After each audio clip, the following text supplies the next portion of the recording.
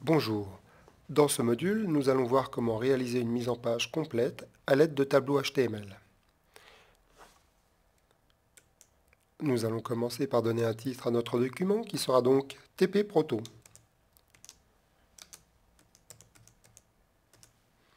Nous allons enregistrer ce document sous le même nom.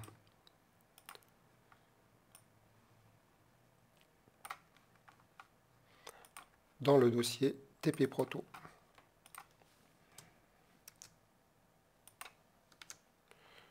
Comme ceci.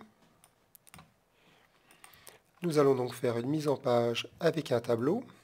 Ce tableau aura 5 lignes et 3 colonnes. Nous n'allons pas mettre de largeur de bordure, ni de marge, ni d'espacement entre les cellules. Je valide donc en cliquant sur OK. Voilà donc le tableau. Nous allons commencer par fusionner les premières cellules de la première ligne de cette manière-ci, afin d'insérer le titre dans notre cellule de tableau. Je vais sélectionner la cellule et je vais lui donner un alignement horizontal centré. Dans la deuxième ligne, nous allons donner les dimensions des différentes cellules. Nous allons commencer par la cellule centrale. Je sélectionne TD. Je vais donner une largeur de 20 pixels pour la gouttière. Il me reste donc la colonne de gauche et la colonne de droite, sachant que le tableau a une taille de 780 pixels, moins 20 pixels, cela nous fait donc 760 pixels, divisé par 2, cela nous fait donc 380 pixels. Je sélectionne la cellule et j'insère ici 380 pixels et ici également.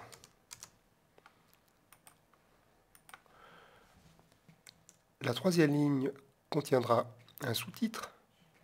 Je vais donc fusionner les cellules de la troisième ligne. La quatrième ligne sera le contenu.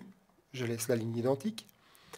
Enfin, la dernière ligne sera un lien aux deux pages. Je vais donc de nouveau fusionner les cellules afin que le contenu de la cellule puisse être centré. Comme ceci. J'enregistre mon fichier.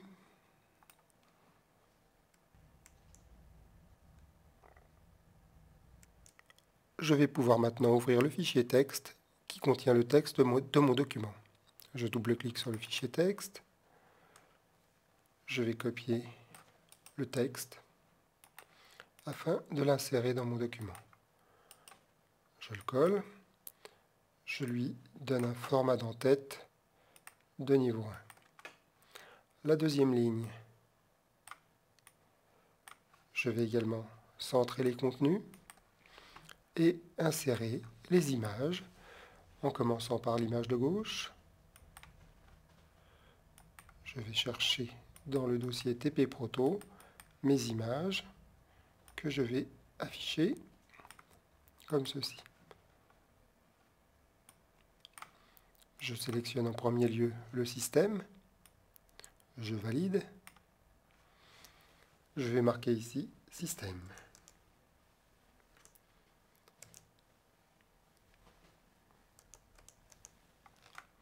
Je valide en cliquant sur OK. Je vais insérer dans la troisième cellule ma image suivante. Accrétion, comme ceci.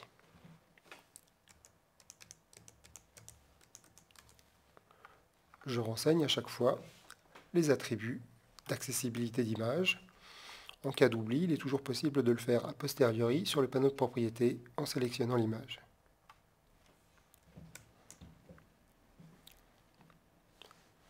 Je vais maintenant insérer le sous-titre. Je copie donc mon sous-titre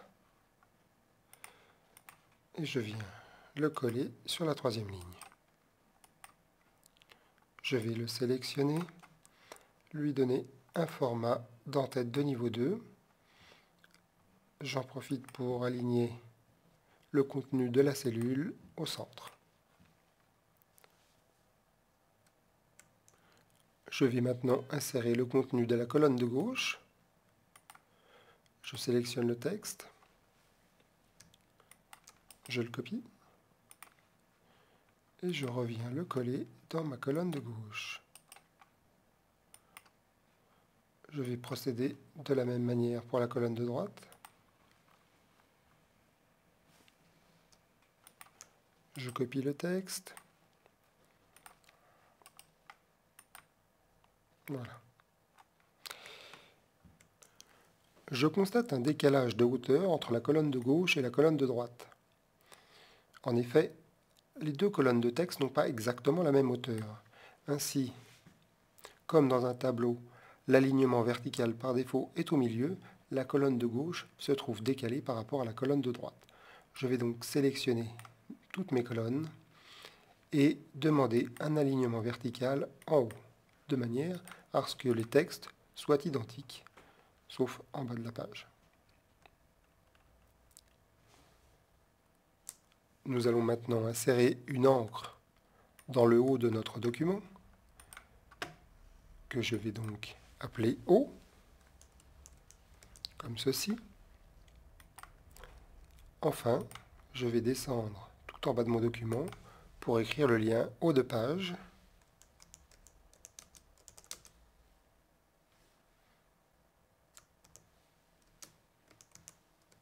Voilà. Je sélectionne le texte de mon lien.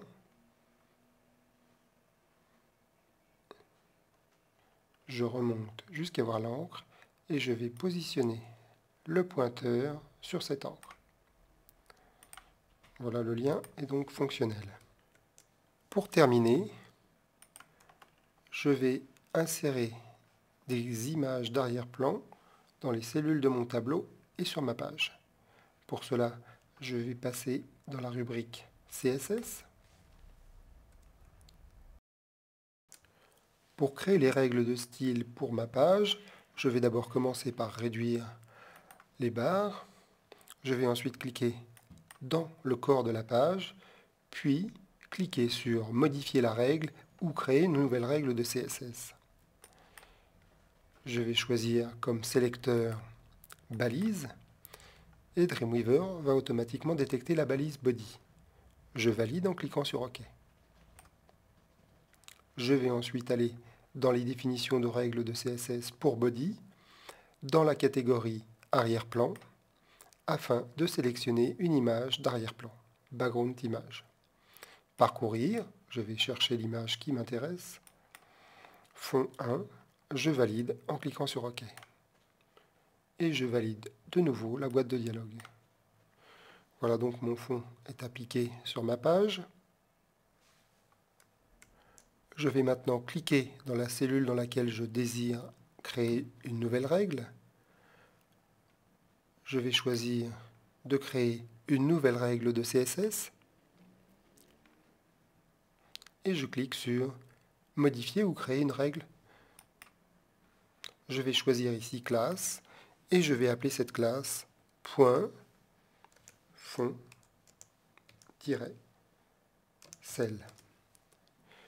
Toutes les classes doivent commencer par un point. Je valide ma boîte de dialogue. Je me retrouve dans la définition des règles de CSS. Je vais dans la catégorie arrière-plan et je sélectionne l'image d'arrière-plan. Parcourir, je vais prendre fond 2, je valide en cliquant sur OK et je valide une deuxième fois la boîte de dialogue. À noter au passage que par défaut les images d'arrière-plan se répètent.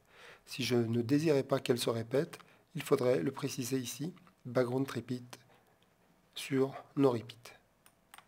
Je valide ici ma boîte de dialogue. Pour finir, je vais appliquer les règles de CSS aux cellules. Je sélectionne TD et je vais sélectionner fond cell afin d'appliquer la règle de style, comme ceci. Règle que j'applique également dans la cellule qui contient mon sous-titre. Je sélectionne la règle dans le menu déroulant. Règle cible.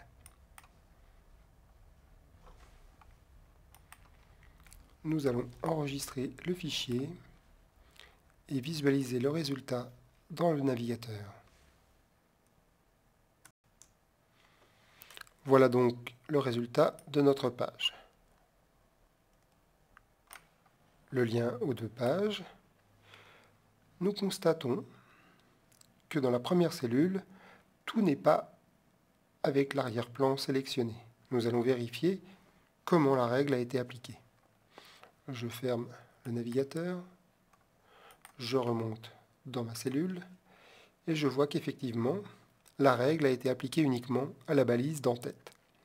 Je vais donc sélectionner TD et lui appliquer fond cell. Je vais en profiter pour supprimer h1.foncell afin de ne pas avoir de code redondant. Je vais donc ici supprimer la classe. Je vais de nouveau enregistrer mon fichier et visualiser le résultat dans le navigateur. Voilà. Maintenant, ma page est parfaitement juste. Le système fonctionne parfaitement.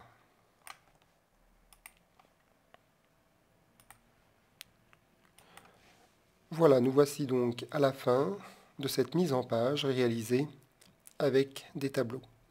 Il est à noter que ce type de réalisation peut être utile notamment pour créer des newsletters, car les tableaux sont encore à l'heure actuelle le mode d'affichage le plus reconnu par l'ensemble des logiciels de courrier.